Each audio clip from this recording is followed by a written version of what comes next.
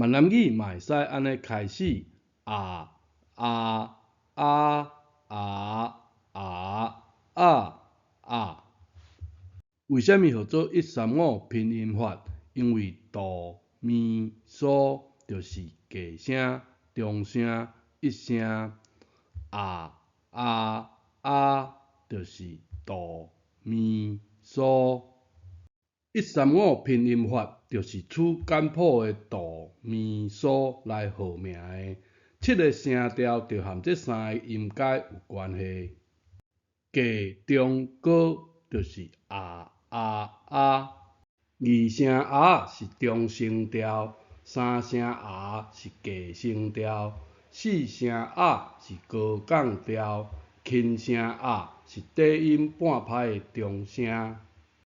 这是7个声调对应的谱调，对音乐人是真好的参考。咱一般人若无音感遐尼好，就参考安尼的声调特色。7个声调过来一遍，